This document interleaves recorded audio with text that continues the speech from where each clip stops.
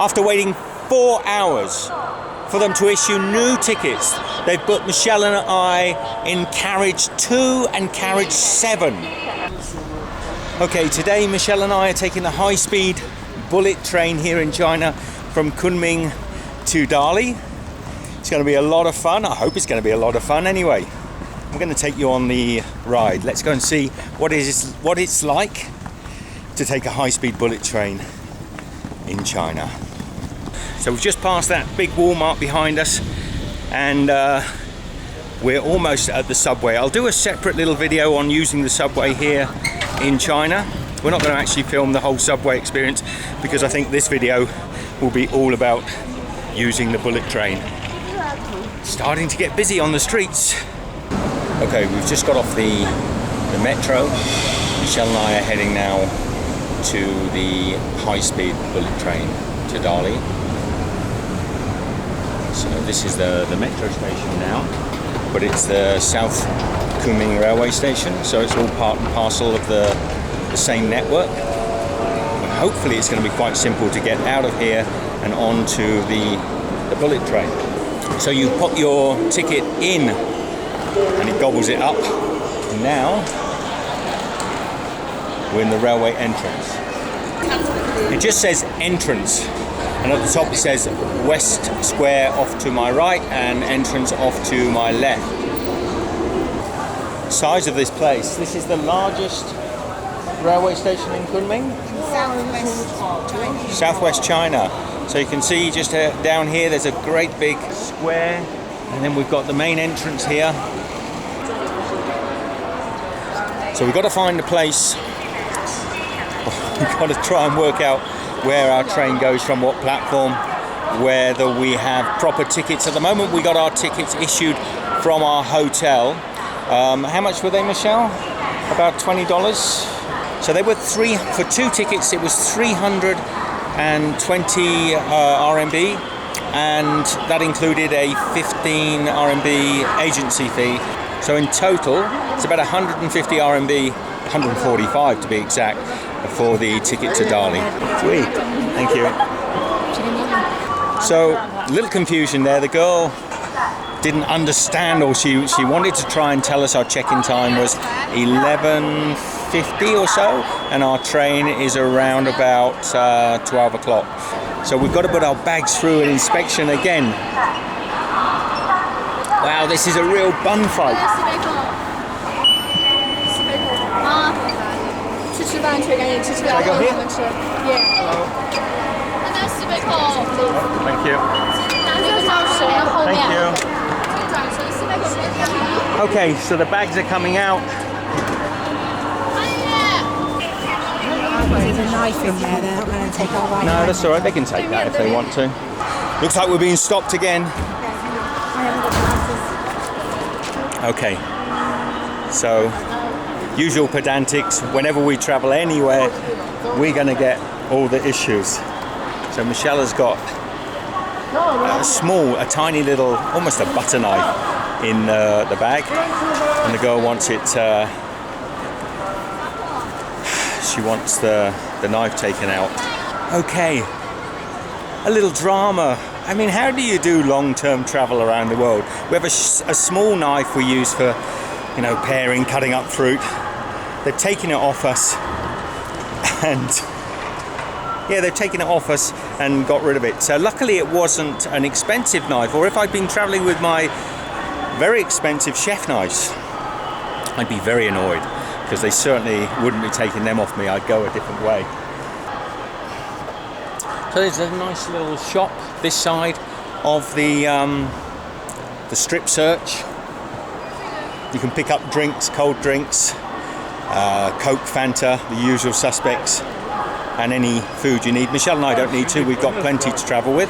There's also some fresh fruit.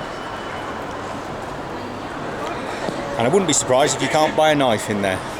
Now we can see up here on the big board, D8703, that is our train. This is the check-in time, 11:52. We think it's on platform 28. I don't know what, whoops. Do you think they're paying their Microsoft license? Probably not. Look at the size of this railway station. So you've got nice modern restrooms, free water, drinking water, and as you saw on the board there, we're on platform 28. This is platform 2, so I'm guessing There's only 30 and we're 28 and 28. there's only 30 platforms, so we're right down the end there in the distance. So hopefully we'll get there in time. We've only got half an hour. This one looks like a little bit of maybe jiggly cheesecake.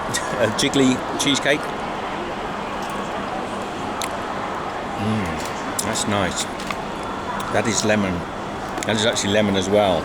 There are lots of places to eat and drink here in the station on the inside after you've been searched.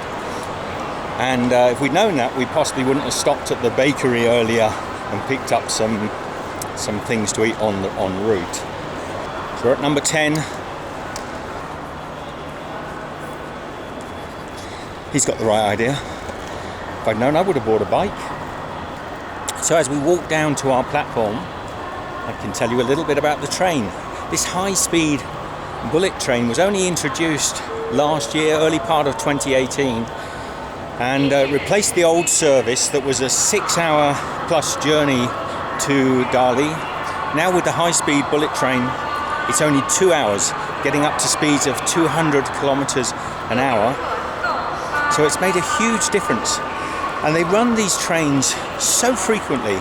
I think there's nearly maybe 20 trains a day that run between Kunming and Dali and onwards to other cities and towns thereafter. So you can pretty much pick and choose what time you want to leave. Early morning, midday, as Michelle and I have chosen to do, or late into the evening. Here we are at 28. But just look at this, just before the entrance, look at the breads here. This is Joy Bakery. There's so much food here. Now check-in is not yet, so I sense we'll be waiting. At least there are escalators on the way down.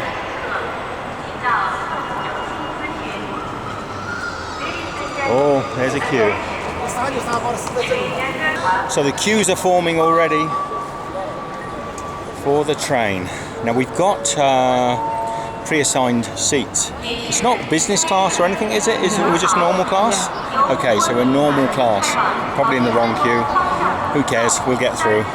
So she's making an announcement with a little megaphone. No idea what she's saying.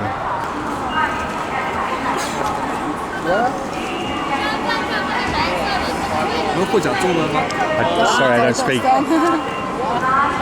Why are you taking me out of the queue? We have a train to catch, huh? They're saying we missed our train, so they brought us over to customer service. Basically, the staff at the train station told me to come here to the south station. Now we've arrived, they're telling me that this is the wrong station, and they want to charge me more for different tickets. What is that about? So what is going on with the railway service here? It's not acceptable. No, that's not fair. That's not fair. Your staff told me to come here. So where's the manager? Who is the boss? So we've come across to this customer service station. We've been misled, misguided. Now they're saying they'll change our tickets, but we have to stand the whole journey, which is unacceptable, to be honest. So now they're trying to tell us we arrived late. So now they're checking the monitors to confirm, even though staff have told them that we were here on time, they're checking the monitors. They've made us miss 2 trains. This lady here is one of the managers. She's basically telling us, because she came late to the party, that we weren't here on time. We were here on time. We were here nearly 40 minutes before the train arrived. And then there was another train, and they told us we couldn't get that train, or they didn't give us tickets to that train. What's happened is they're going to actually give us a ticket. It's a couple of hours waiting, 3 hours technically. It's disappointing. but it's just the way it's happened. I'll try and explain maybe in more detail what's happened at the end. It's all a bit stressful. I think we're going to get some free lunch at least. We'll see. After waiting 4 hours for them to issue new tickets, they've put Michelle and I in carriage 2 and carriage 7. 5 carriages apart, not sitting together. This is complete and utter nonsense. Never, ever, ever trust the Chinese Railway or Kunming Railway, whatever these people are called. Never trust them. It's unacceptable behaviour. This was meant to be a pleasant day out, going on a simple bullet train or high-speed train from Kunming, 2 hours to bloody Dali. And it's just an absolute nightmare. And everybody here thinks it's funny, but it isn't funny. First of all, they wanted us to stand the whole journey.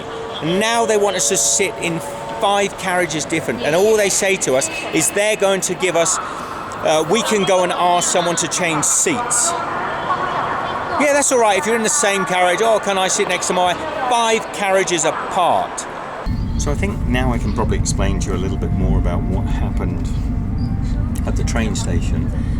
We arrived with plenty of time. We had almost an hour before our train set off, but of course you may have seen that we got stopped and checked. They opened our bags, told us to take a knife out, a little sort of tiny paring knife that we travel with in case we want to do fruit. They threw that away, and then they put our bags through again, and which delayed us a little bit. So the police officer there was really nice, and he said we could. He said we had time. He actually wrote in biro on the ticket 11:53, and that was the check-in time. So we believe we had plenty of time. We still had a good sort of maybe 15 minutes. So we had a little walk through once we got through and look at the shops and sort of get our bearings. And you saw I did a little talk there about how we were right at the other end. When we got down there, it was 11:49. Now I'm saying the exact times because it's quite important. 11:49. There was a queue, so we thought, well, we'll get in the queue because this is waiting for the check-in time. So we got in the queue, and then within a few moments, the doors opened and we started moving forward. Everything seemed hunky-dory. When we got there and showed the tickets, the guy said, no, you can't come through. That's when everything went wrong. Apparently our train departed, and we had to be there 3 minutes before 11:53 in order to get on our train. Getting confusing? So they started saying, well, you're late. We said, well, we're not late because they told us it was 11:53. We're early, and that was the check-in time, not the departure time. So we were marched off to the information centre where we thought we'll get this sorted out, but it was right down the other end of the station. Of course, in the meantime, our train has left. And then they said, some officials came over and they said to us, you were late for your check-in. And I said, well, no, we weren't, because it's written on there at 11:53.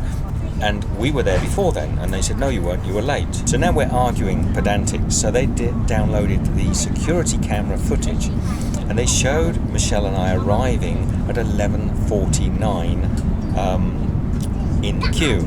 So I said to them, look, we're there, 11:49. The ticket said start boarding at 11:53, so we're early. By this time, I think they'd lost face, and they were sort of, something had gone wrong. Now the girl said, doesn't matter, we can get you on the next train at about 12:20 or so, but you'll have to stand the whole journey. And I said, no, I'm not having that. Michelle and I don't want to stand for a 2.5-hour journey to Dali. You can imagine, right? So this went on for ages. They were just kept apportioning the blame to us, saying that we were late. So at this point, I set back to the, I keep wanting to call it immigration, but the check-in where they were scanning our baggage. And I managed to locate the police officer that we spoke to. I knocked on the glass, big thick glass, and I called him, and he came over and smiled, and he came through, sort of round the barricade to me, and I said, can you help? They're telling us we arrived late. And he understood, his English was very good. So he came along with us, and we're talking, introducing ourselves from, my name is, your name is. And we went back to the information centre, and he told them that we were there on time. So he apologised, said, I should have said you had to be there 3 minutes before. And I said, well, technically we were there at 11:49 as the security cameras show. But had we known we had to be there before 11:53, we had plenty of time to do it. So he basically backed us up 100%. At this point, the staff said, well, the only time we can get you now is on 3:20. I think it was 3:23. Somehow that turned out to be 3:50 almost by the time we actually got on the train. So I think we got bumped again on another train. And when the girl eventually rocked up with our tickets, Michelle was in the very front carriage and I was in the very back carriage. And I was annoyed because they'd already told me they had first class seats. First class seats aren't that special on these trains, trust me. But they had plenty of first class seats. And they could have easily just put us on the train, said, look, don't worry, get on the first class seat, sit together, our mistake, but they weren't willing to accept it. They kept actually twice downloaded video footage, which constantly backed us up. These girls, the police guy was very nice, but these girls were aggressive, rude, obnoxious. Even when we came down here to get onto this train, she sort of said to us, just get on 2 and 7, almost like, shut up, get on 2 and 7. Fortunately, the lady that runs the carriages here could see that Michelle wasn't happy being right at the back of the train and me right at the front, so she boarded us and put us together on some seats she feels is available. Some 4.5 hours later, on the train to Dali, on what seems to be bullet train, I think they call it, or a high-speed train. At the moment it's only doing 114 kilometers an hour, so only half of its potential speed. It's quite a plain train really, nothing overly special. I hoped it would be a lot more modern, and considering this has only been running since 2018, so just over a year, it feels like old stock. It sort of smells a little bit. And I am, for one, am not going to be sort of condoning travelling on bullet trains in China until they train their customer service staff to be a little bit more understanding with people. And when they absolutely 100% accept that it's their fault, they sort it out. I've gone from really enjoying China and making sort of positive videos to feeling like just jumping on the next plane out of here. So let's hope when we get to Dali, a few nice experiences can turn that on its head. Now, be honest, I nearly got arrested because I was filming in the station and there were a lot of soldiers, and they got really tetchy that I'd filmed near the soldiers. They actually followed me and demanded to see the video that I'd taken, and they said if they didn't see the video they were going to call the police. I wasn't that bothered, to be honest. I took the card out, put it into the laptop and showed them, and they said I can't have that, so I deleted it. I actually didn't delete it because it's in the trash can, but we deleted it, and I won't. It was irrelevant video anyway, so I'm not even going to show it here. But I've also noticed that I walked through this train, the 2 carriages ahead of me are completely full of army soldiers. So I'm not going to give you the sort of walk down through the carriage you can normally do. I might show you a little glimpse, but there was heaps and heaps of soldiers in this train. We will do a little tour of the bullet train. So we've got some little wash hand basin here, little kitchen area, little buffet. So we've had several stops now on the route up to Dali, and the weather's turned a bit cooler looking. There's a bit of rain out there as well. Bit of rain.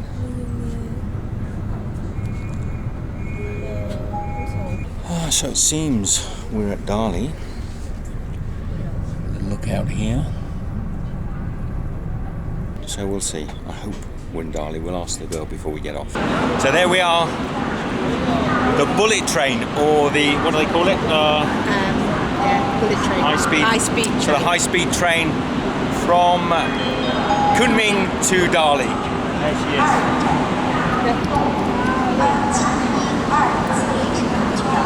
Dali. So, despite the bit of rain halfway up, the weather looks nice. No escalator, but there is a little ramp here.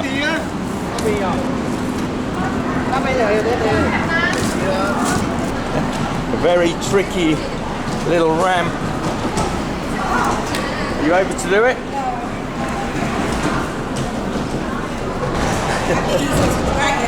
Michelle's struggling. You just get it near to the edge and just hold your hand out steady, huh? We are at Dali. That is a very strange.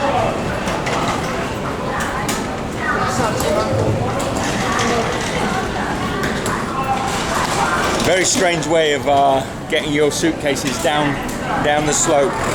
So all good. The information service is here. There are buses that go into the Old Town Centre. It's about 8 RMB. 2. Number 8 bus, 2 RMB. Oh, it's just 2. Michelle's reminding me. It's just 2, so it's 4 RMB. It's not expensive. But you can negotiate with the guys in the taxis here. Well, we're paying 50 RMB. It's possibly a little over the meter rate, but it's fine. You know, we're going to get there. We've had a long day. The guy seems nice. It's all good. So you have to come out of the entrance and through the blue buses, and you'll find this taxi rank. And they won't use the meter to take you into town. Here we've done a lot of research and reading. Here you do have to just negotiate the price. I believe the minimum you get it is 40. We paid 50. I'm happy with that. It's a couple of bucks more. Now Dali itself has an old town, a historic old town centre, and I think at the moment we're in the modern side. So like a lot of popular cities, you have this sort of typical modern city that we're in now, and the old sort of more quaint area. Michelle and I are staying in a hotel I can't pronounce the name of, but very close, or actually in the old centre.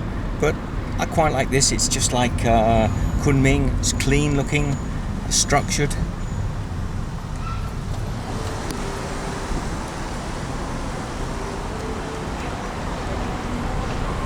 Now, one thing we've noticed since we've been in China, in Kunming particularly, is that we've never seen another Western face out on the streets. I think one person in the week that we've been here. We've met other Westerners in the hostel that we were staying in, but out on the street, I've only seen one, and I don't think Dali, by the looks of it, is going to be a lot different.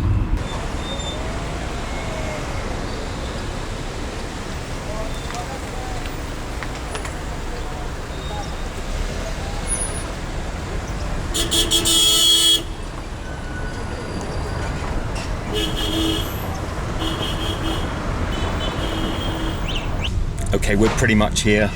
The driver is using my GPS to find the hotel, 245 meters away. So I'm going to sign off now. Hope you've enjoyed this trip up to Dali from Kunming. Let us know what you think. We're going to get out and explore this city soon, and we'll have a look at the hotel. We'll share that a little later on. Take care. Love to you all. Be good, and I'll see you in the next video. And so will Michelle. Bye. Today, Michelle and I are going to a Kung Fu temple with a friend of ours here in Dali. So let's see what it's like.